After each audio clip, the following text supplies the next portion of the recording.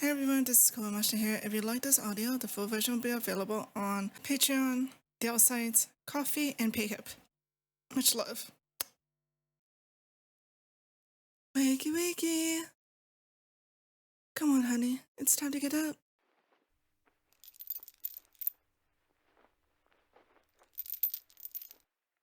Shh. It's okay. It's okay, baby. Don't struggle. Shh. I'm here. There's no use fighting anyway. I got you all nice and tied up. But that's just to prevent you from getting any silly ideas about escaping. I don't expect I'll need to keep you restrained for very long. Hmm? Oh, come now. I'm sure you can guess where this is. That's right, sweetheart. Near my chambers. I took you straight here after we captured you. I even put a sleeping spell on you to make the journey go faster. Wasn't that kind of me? Oh, you were only out for a few days.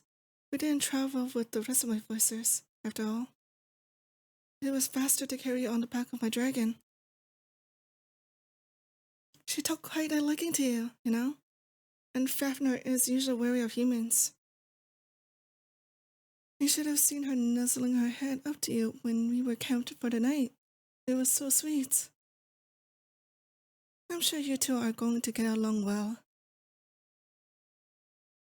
I can't wait to introduce you to the rest of my friends. They're so excited to finally meet the man I'm always going on about. I told them all about our times together as adventurers, how we used to travel the lands, looking for excitement, helping those in need. And when we accepted a monster hunting job, they always insist on trying to communicate with the target first. Of course, that sometimes got us into trouble. But when it didn't work, and we were able to resolve the conflict without even raising a blade, the whole group would be grinning for days. Those are always my favorite stories to tell. Do you remember how we used to stay up, sitting by the campfire? And how we spent hours in dirty taverns waiting for our next job?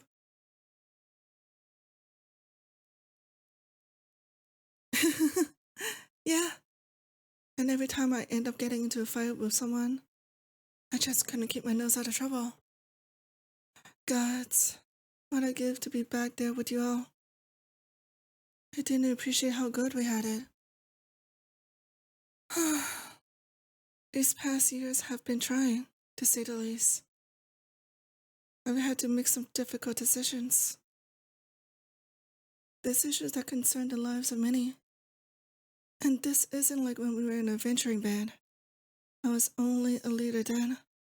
Now the fate of entire nations lies in my hands. It's frightening. Wield that much power.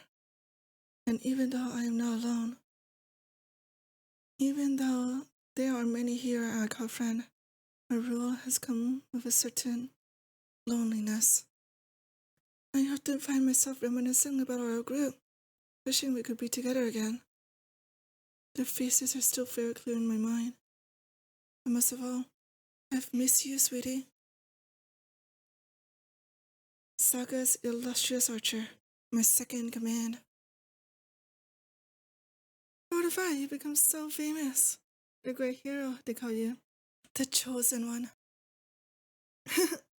I remember when you were just a simple hunter, a young man dreaming of adventure. You come to the academy every day after class to help me with my research.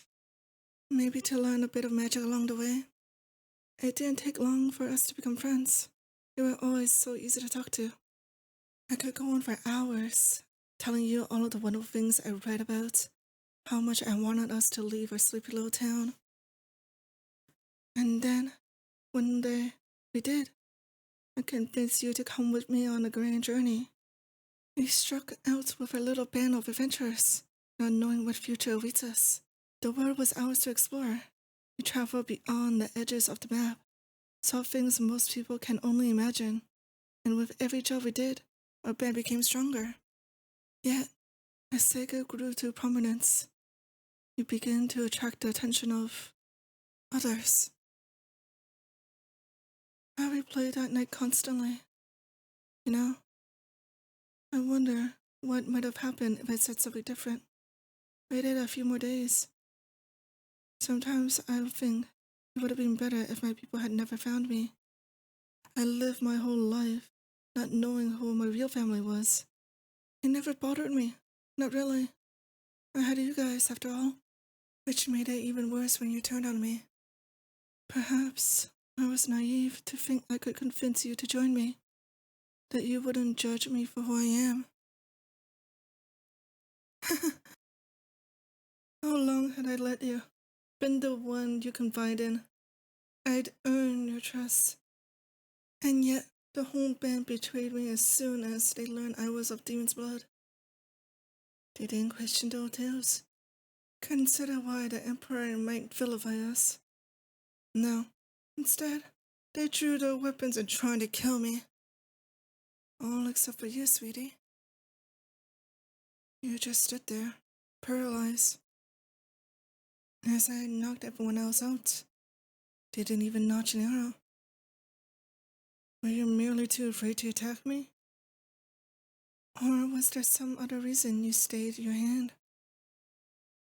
Perhaps it wasn't fear at all. See? Those nobles might think of you as some grand savior of humanity, a demon slayer. They sit behind their walls, praying you'll do their daily work for them, that you'll put your life on the line to protect their gold, their land. But they don't know you like I do. They don't know that when you had the chance to kill the demon lord herself, you couldn't. Because you don't really serve them. You never have. All this time, you've just been waiting for your love to come back to you. Well, here I am. I'm sorry it took me so long. If only we could have been reunited sooner. I tried to rescue you before, led a number of expeditions past enemy lines to search for you. If only we could be reunited sooner. I tried to rescue you before, led a number of expeditions past enemy lines to search for you. But that was during the early days of war, when they were still keeping you in the heart of the Empire. Each time we tried to reach you, we were rooted back. I wasn't as strong then as I am now. It would have been impossible to take you home without my troops paying the price. I wanted to go anyway, to crush those keeping us apart. But my generals advised against it, said that patience would pay off. And it seems they were right. You're with me again. The Empire is on its knees. What more could I hope for? Just look at you, sweetie. All helpless and tied up. And you were so cute, sleeping all the way here. I must admit, I had trouble holding myself back. It should really be a surprise. I've always loved you. From the very beginning, before this, even before we formed Saga, I knew I wanted to make you mine. Why do you think I always kept you so close? I had to keep you safe. I had to protect you. Yet, I feel even at that, I wasn't able to take you with me on that fateful night. If I stayed, it would have meant having to kill the only family I'd ever known. And I wasn't prepared to do that. Even though they're traitors. Even though they tried to kill me. So, I left, believing I'll be able to return to take what's mine. I never thought the Emperor's priests would make you their champion, that they'll whisk you away to the capital to be trained by the ridiculous Order of Knights. It all just happened so quickly. Before I knew it, you were gone. And every hour since then has been torture to me. You understand that, don't you? How painful it is, being apart from the one person you love more than anything. I should burn the Emperor to the ground for what they did to us. I should raze their precious mansions, cast the bodies of every noble into the sea. But I won't. This war has gone on long enough. Too much has already been lost. The time has come for peace. What's wrong? I thought you'd be ecstatic after hearing that. Do you understand? I'm going to spare them.